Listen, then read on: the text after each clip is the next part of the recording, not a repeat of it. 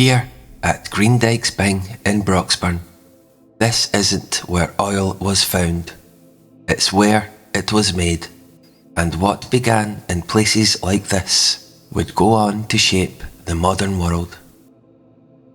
What you're looking at here isn't a natural landscape in the usual sense, but the result of an industrial process carried out at a vast scale. These large rust-coloured mounds are the remains of Scotland's 19th century shale oil industry, where oil was produced from rock through heat and refinement rather than extracted as a natural liquid. During this period, Scotland was a pioneer of the modern oil industry and for a time one of the leading oil producers in the world. Nearby, the Union Canal, running from Lothian Road in Edinburgh through Broxburn and Linlithgow, formed part of the infrastructure supporting this system, carrying raw materials, refined products, and industrial goods between West Lothian and wider markets.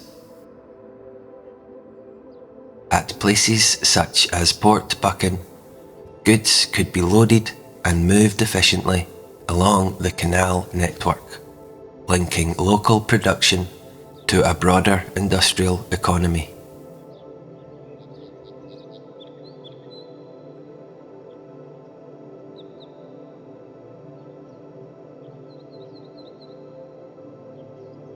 In the early years before railways became dominant, routes like this helped the industry expand beyond its immediate surroundings. Not far from here, at Ammon Valley Heritage Centre, you can still see some of the materials connected to this industry and the different ways they were put to use.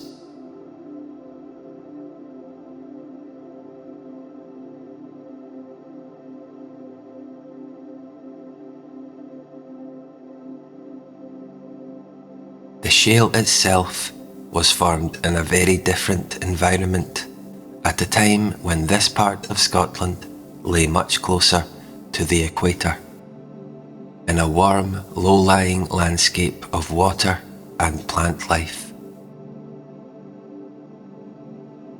Within the rock are traces of that environment: fossilised plants, fragments of ancient vegetation, and the remains of small aquatic life, all preserved within the shale itself.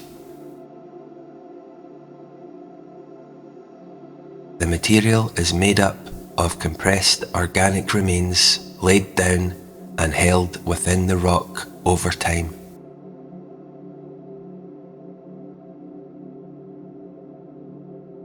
How exactly those layers formed has been interpreted in different ways. But what matters here is that the resource existed and that it could be transformed.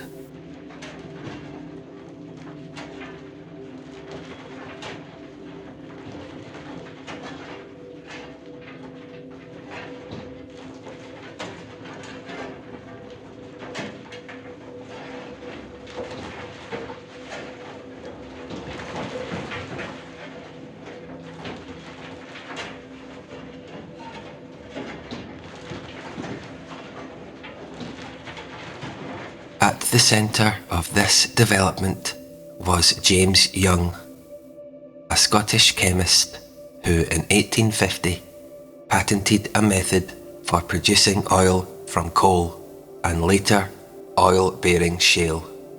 Rather than searching for natural reserves, Young focused on process, discovering that by heating these materials in sealed vessels, they would release vapours that could be condensed and refined into usable oils.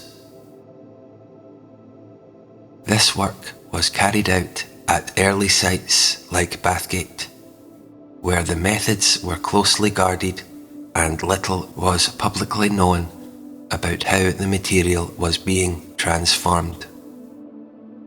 What mattered was not simply the resource itself, but the controlled use of heat and refinement to draw something valuable from it.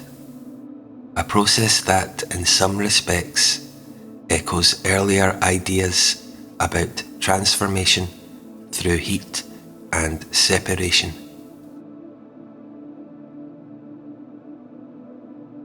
When Young's patent expired in 1864, the process became widely accessible, and what followed was a rapid expansion of the industry.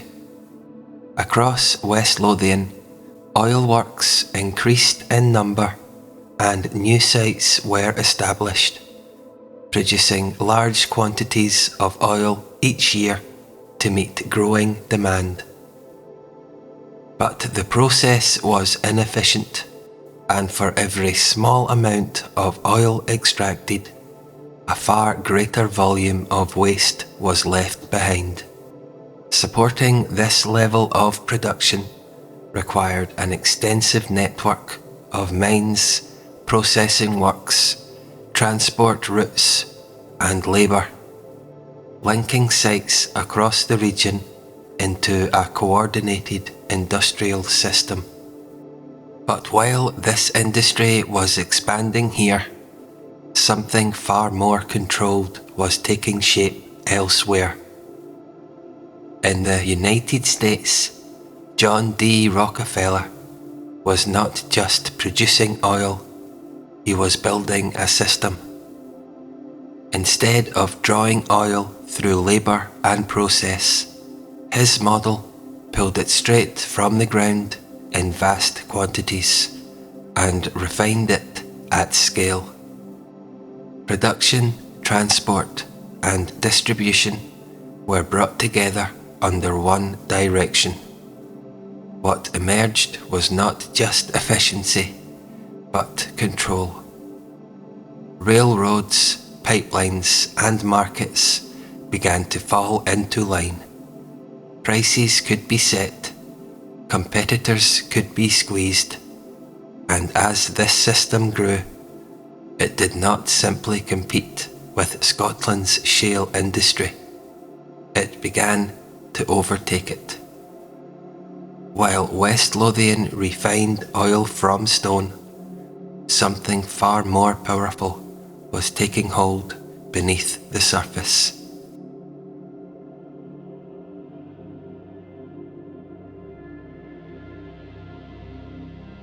One of the darkest episodes tied to John D. Rockefeller came in 1914 at Ludlow, Colorado.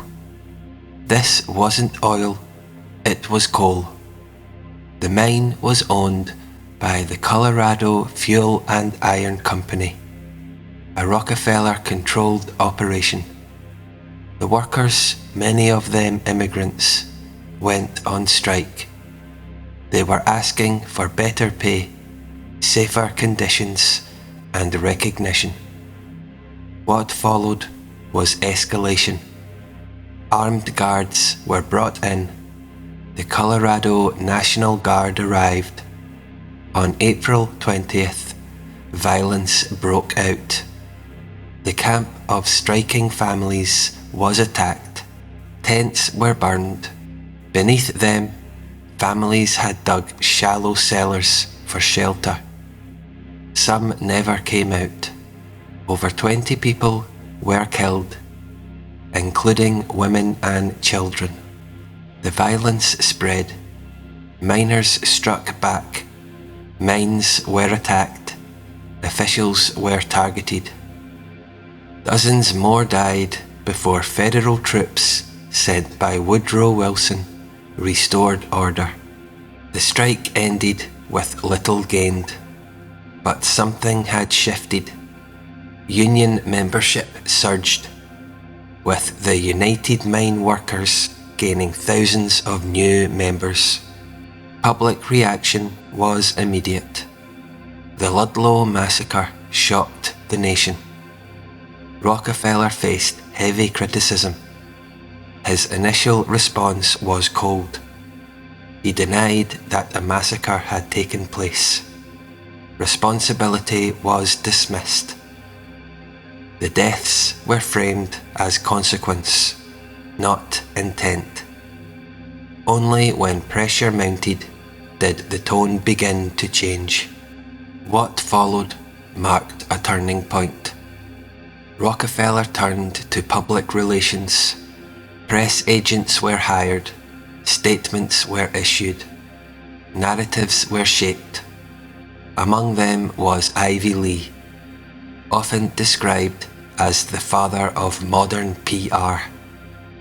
He introduced direct engagement with journalists, controlled appearances, and managed messaging. Rockefeller was no longer distant. He was visible, measured, and charitable. Photos appeared of him handing out dimes and speaking with workers. A different image began to take shape, but to many it felt constructed, a response to pressure, not a change in system. The structure remained, control stayed at the centre. This shift became a model from education to medicine. Rockefeller's influence spread beyond oil. Institutions were funded, systems were reshaped, and with funding came direction.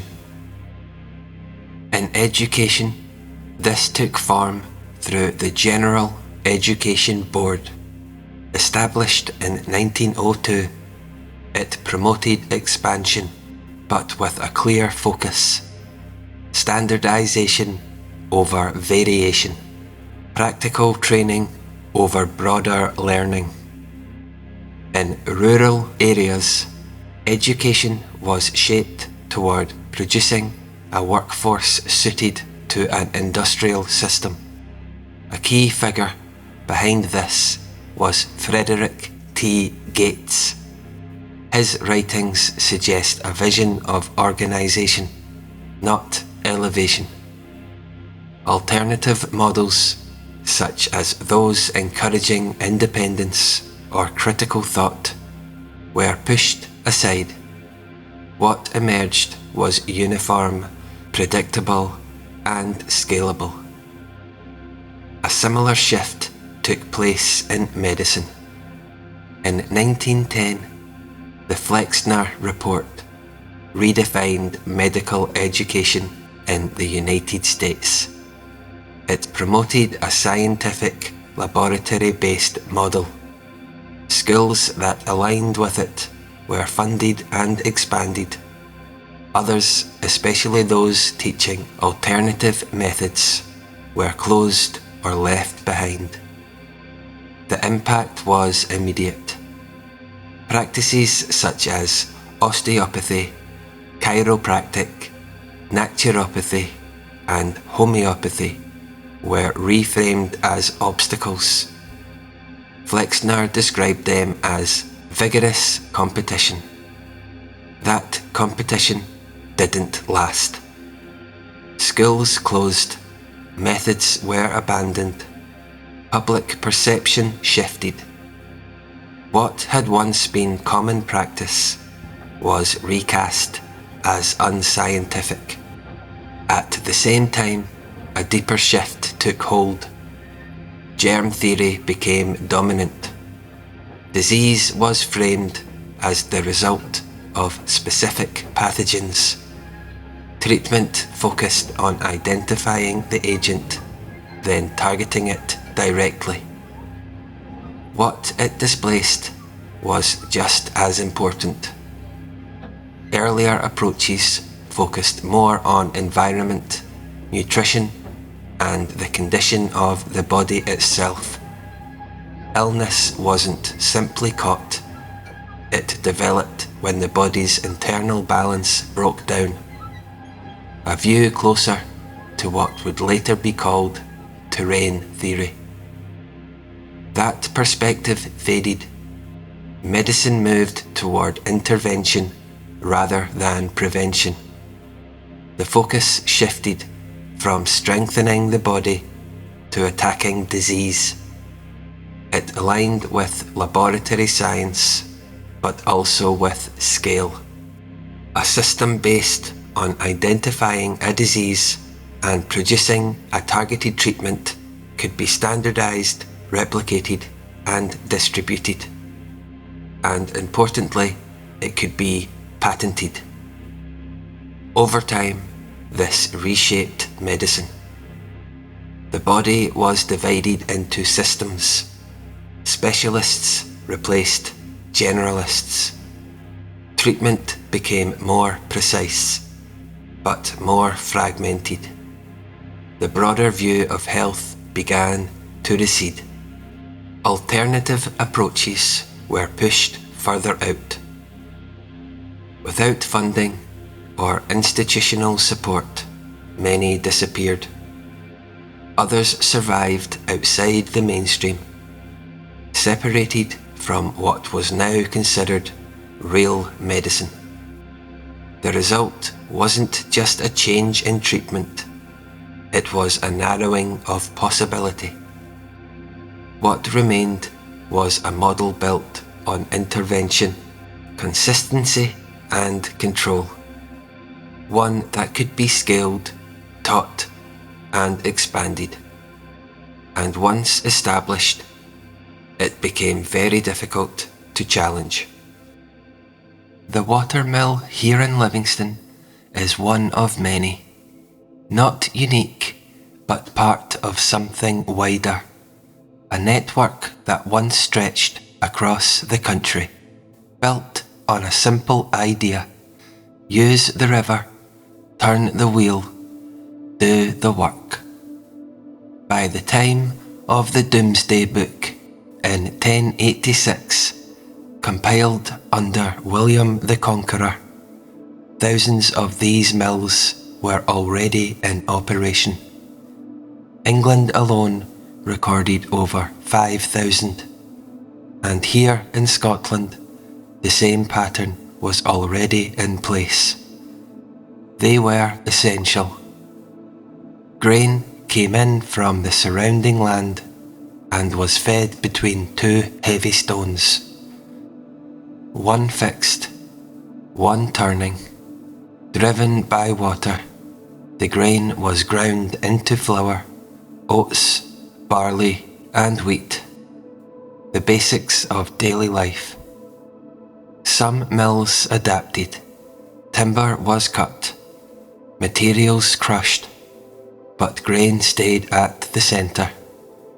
And because of that, control mattered. Most mills weren't owned by those who used them.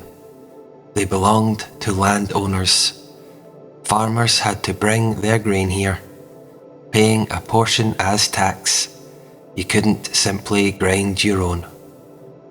Power, even then, was centralised, not through wires or grids, but through access. The river flowed freely, but what you could do with it was controlled, and that pattern doesn't disappear. It evolves. From watermills to oil fields, from early industry to modern systems, the same question remains. Not just how power is generated, but who decides how it's used. The wheel has stopped turning, but life here hasn't. Now let's meet some of the animals at the farm.